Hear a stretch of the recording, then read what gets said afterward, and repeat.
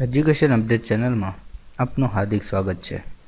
મિત્રો, આજના વિડીયોમાં ગુજરાત રાજ્ય શાળા પાઠ્યપુસ્તક મંડળ અને શાળા ગ્રાન્ટ તેમજ બીજા અગત્યના ટોપિકો વિશે વાત કરીશું. તો જોઈએ, એસએમસીનું કાર્ય નીચેનામાંથી શું છે? તમામ બાળકોનો પ્રવેશ, બાળકોની નિયમિત હાજરી, મધ્યાહન ભોજન પર દેખરેખ ઉપરના તમામ. શાળા વિકાસ યોજના સ્થાનિક સત્તામંડળને ક્યારે રજૂ કરવાની હોય? જવાબ છે નાણાકીય વર્ષ થતાં પહેલાં. ધોરણ 1 થી 5ની શાળાને શાળા વિકાસ ગ્રાન્ટ કેટલી આપવામાં આવે છે? જવાબ છે 5,000. ધોરણ 6 થી 8ની શાળાને શાળા વિકાસ ગ્રાન્ટ કેટલી આપવામાં આવે છે? જવાબ છે ₹7,000. ધોરણ 1 થી 8ની શાળાને શાળા વિકાસ ગ્રાન્ટ કેટલી આપવામાં આવે છે? જવાબ છે ₹12,000. ધોરણ 1 થી 8ની શાળાને શાળા મરામત ગ્રાન્ટ કેટલી આપવામાં આવે છે? જવાબ છે ₹15,000.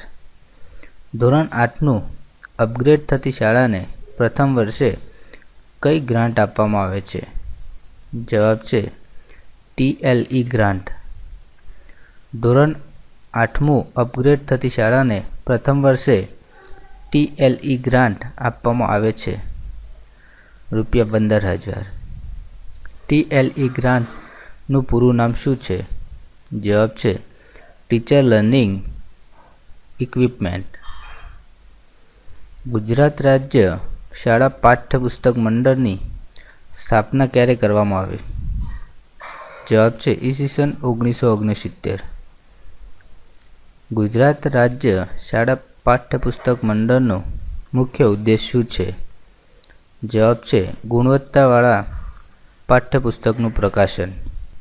ગુજરાત રાજ્ય શાળા પાઠ્યપુસ્તક મંડળ કયા ધોરણના પાઠ્યપુસ્તકોનું પ્રકાશન કરે છે? જવાબ છે ધોરણ 1 થી 12. ગુજરાત રાજ્ય શાળા પાઠ્યપુસ્તક મંડળ ગુજરાતી ભાષા ઉપરાંત કેટલી ભાષામાં પાઠ્યપુસ્તકોનું પ્રકાશન કરે છે? જવાબ છે 7. ગુજરાત રાજ્ય શાળા પાઠ્યપુસ્તક મંડળ નીચેનામાંથી કયા પુસ્તકોનું પ્રકાશન કરે છે?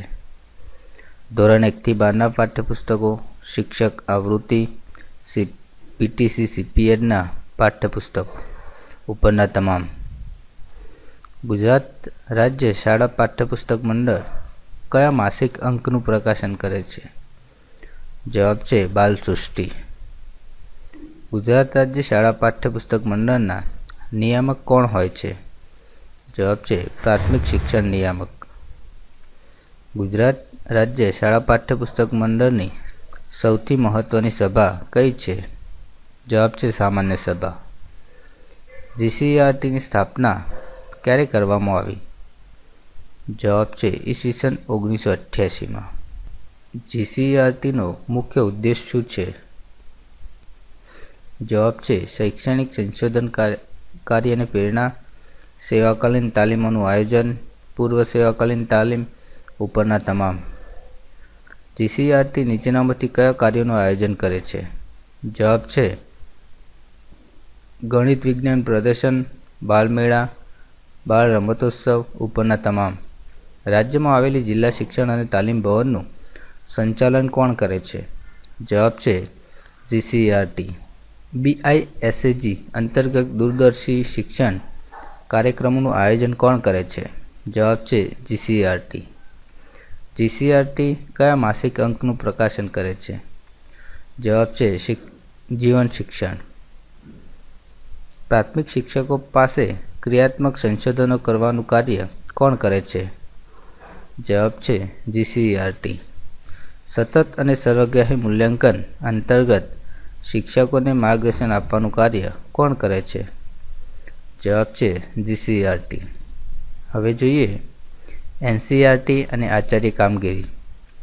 NCERTના દરેક રાજ્યમાં આવેલ ક્ષેત્રીય કાર્યાલયો કયા નામે ઓળખાય છે? જવાબ છે SCERT.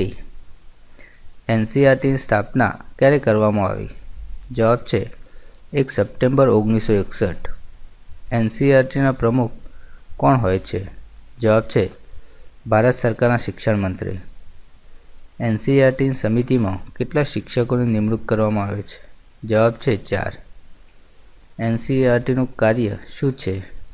જવાબ છે સંશોધન, અભ્યાસક્રમ, પાઠ્યપુસ્તકોનું પ્રકાશન ઉપરના તમામ. વિજ્ઞાન પ્રતિભા ખોજની પરીક્ષા કઈ સંસ્થા દ્વારા લેવામાં આવે છે? જવાબ છે એનસીઈઆરટી. ડાયેટનું પૂરું નામ જણાવો. જિલ્લા શિક્ષણ અને તાલીમ ભવન. જિલ્લા કક્ષાએ શિક્ષકોની સેવાકાલીન તાલીમ માટેની મહત્વની સંસ્થા કઈ છે? જવાબ છે ડાયેટ. તાલુકા કક્ષાએ શિક્ષકોની સેવાકાલીન તાલીમ માટે અગત્યની સંસ્થા કઈ છે? જવાબ છે બીઆરસી. જૂથ કક્ષાએ શિક્ષકોની સેવાકાલીન તાલીમ માટે અગત્યની સંસ્થા કઈ છે? જવાબ છે સીઆરસી. જિલ્લા શિક્ષણ અને તાલીમ ભવન એટલે કે ડાયેટમાં કેટલી શાખાઓ હોય છે? જવાબ છે 8. ઉત્સાહી શિક્ષકોને પ્રોત્સાહન મળે તે માટે 2015-16માં કયો એક નવતર પ્રયોગ કરવામાં આવ્યો? જવાબ છે ઇનોવેશન પ્રદર્શન. ઇનોવેશન પ્રદર્શનનું આયોજન કઈ સંસ્થાઓ દ્વારા કરવામાં આવ્યું હતું? જવાબ છે આઈઆઈએમ, જીસીઈઆરટી, એ અને બી બંને. જિલ્લા શિક્ષણ અને તાલીમ ભવનની 8મી શાખા તરીકે શેને ઉમેરવામાં આવેલ છે? જવાબ છે ગણિત વિજ્ઞાન એકમ. જિલ્લા શિક્ષણ અને તાલીમ ભવનનું કાર્ય શું છે?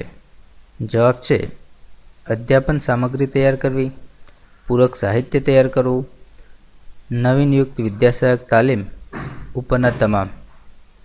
નવનિયુક્ત એચટાટ આચાર્યને કેટલા દિવસની તાલીમ આપવામાં આવે છે? જવાબ છે 18 દિવસ. નવનિયુક્ત એચટાટ આચાર્યને તાલીમ કઈ સંસ્થા આપશે? જવાબ છે ડાયેટ. જે શાળામાં એચટાટ આચાર્ય હોય તે શાળામાં કોમ્પ્યુટર સાથે પ્રાયોગિક ધોરણે કયો સોફ્ટવેર આપવામાં આવેલ છે? જવાબ છે school management software. School management સોફ્ટવેરમાં નીચેનામાંથી કઈ બાબતોની એન્ટ્રી કરવાની હોય છે? જવાબ છે વિદ્યાર્થી હાજરી, શિક્ષકોની હાજરી, પુસ્તકાલય વિગતો ઉપરના તમામ. સ્કૂલ મેનેજમેન્ટ સોફ્ટવેરમાં નીચેનામાંથી કઈ બાબતોની એન્ટ્રી કરવાની હોય છે? જવાબ છે એસએમસી માહિતી, વિદ્યાર્થીની તમામ માહિતી, શાળાની તમામ માહિતી ઉપરના તમામ. એક આચાર્ય તરીકે દરેક માસના અંતે તમે શું કાર્ય કરશો?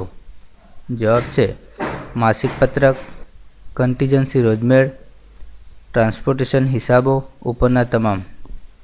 શાળાથી દૂરના વિસ્તારમાંથી આવતા બાળકો માટે કઈ યોજના અમલમાં છે? જવાબ છે ટ્રાન્સપોર્ટેશન યોજના. ટ્રાન્સપોર્ટેશન યોજના અન્વયે ધોરણ 1 થી 5ના બાળકો માટે શું મર્યાદા નિયત કરવામાં આવી છે? જવાબ છે 1 કિલોમીટર.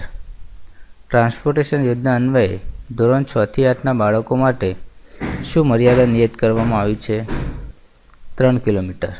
ટ્રાન્સપોર્ટેશન યોજના અન્વયે 6 સીટિંગવાળા વાનમાં વધુમાં વધુ કેટલા વિદ્યાર્થીને બેસાડી શકો? જવાબ છે 12. આગળનો ટોપિક છે રાજ્ય પરીક્ષા બોર્ડ અને અન્ય બાબતો. ટ્રાન્સપોર્ટેશન અંતર્ગત વાહન ચાલકની નિમણૂક કરતી વખતે કયા ડોક્યુમેન્ટ લેશો? જવાબ છે આરસી બુક, ડ્રાઇવિંગ લાયસન્સ, વાહનની વીમા પહોંચ ઉપરના તમામ. ગુજરાત માધ્યમિક શિક્ષણ અધિનિયમ ક્યારે પસાર કરવામાં આવ્યો? જવાબ છે ઈસવીસન 1972. ગુજરાત માધ્યમિક ઉચ્ચતર માધ્યમિક શિક્ષણ બોર્ડની સ્થાપના ક્યારે કરવામાં આવી? જવાબ છે ઈસવીસન 1973માં. માધ્યમિક શિક્ષણના વહીવટતંત્ર અને માધ્યમિક શિક્ષણ સંસ્થાઓ વચ્ચે કડીરૂપ કામગીરી કોણ બજાવે છે? જવાબ છે માધ્યમિક શિક્ષણ board. National university of education at planning and management આ કઈ સંસ્થાનું પૂરું નામ છે? જવાબ છે NUEPA. NUEPA કોને તાલીમ આપવાનું કાર્ય કરે છે? જવાબ છે ડાયેટના વ્યાખ્યાતાઓ, વહીવટી અધિકારીઓ, એનસીઈઆરટીના ફેકલ્ટા મેમ્બરોને ઉપરના તમામ. શિક્ષણ અંગેની સંસ્થા IITEનું પૂરું નામ શું છે? જવાબ છે Indian institute of teacher education. IITમાં શિક્ષક બનવા માટેનો સ્નાતક કક્ષાનો કેટલા વર્ષનો અભ્યાસક્રમ ચલાવવામાં આવે છે? જવાબ છે 4 વર્ષ.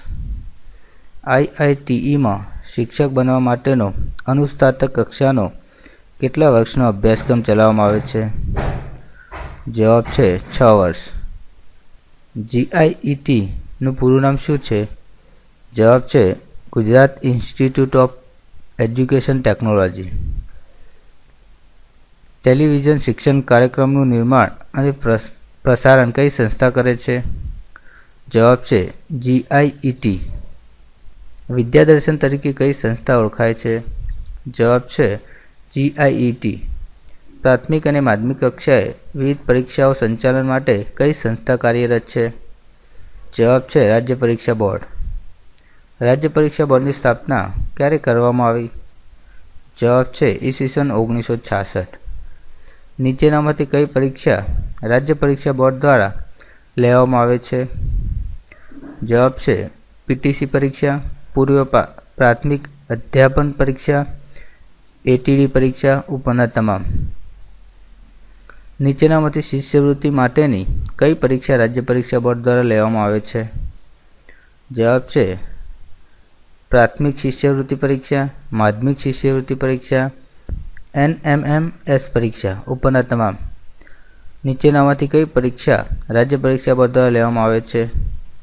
જવાબ છે રાષ્ટ્રીય પ્રતિભા ખોજ પરીક્ષા, પ્રાથમિક ચિત્રકામ પરીક્ષા, ઉચ્ચ કલા પરીક્ષા ઉપરના તમામ. RIMC રાષ્ટ્રીય ઇન્ડિયન મિલિટરી કોલેજ પ્રવેશ પરીક્ષા કઈ સંસ્થા દ્વારા લેવામાં આવે છે? જવાબ છે રાજ્ય પરીક્ષા બોર્ડ. રાજ્ય પરીક્ષા બોર્ડની ઓફિશિયલ વેબસાઇટનું સાચું URL એડ્રેસ જણાવો. જવાબ છે http://gujarat.gov.in/seb/ રાજ્ય પરીક્ષા બોર્ડ દ્વારા જુદા જુદા પ્રકારની કેટલી પરીક્ષાઓ લેવામાં આવી છે? જવાબ છે 31 પ્રકારની. નીચેનામાંથી કઈ પરીક્ષા રાજ્ય પરીક્ષા બોર્ડ દ્વારા લેવામાં આવે છે? જવાબ છે શારીરિક શિક્ષણ ડિપ્લોમા પરીક્ષા, ફિઝિયોથેરાપી પ્રમાણપત્ર પરીક્ષા, GCC પરીક્ષા ઉપરના તમામ. રાજ્ય પરીક્ષા બોર્ડ સંસ્થાનું ધ્યેય વાક્ય શું છે? જવાબ છે સત્યમેવ જયતે. હાલમાં રાજ્ય પરીક્ષા બોર્ડના અધ્યક્ષ તરીકે કોણ ફરજ બજાવે છે?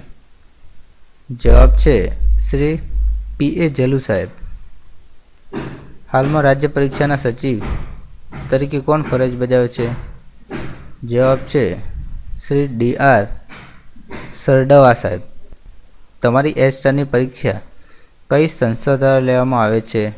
જવાબ છે રાજ્ય પરીક્ષા બોર્ડ.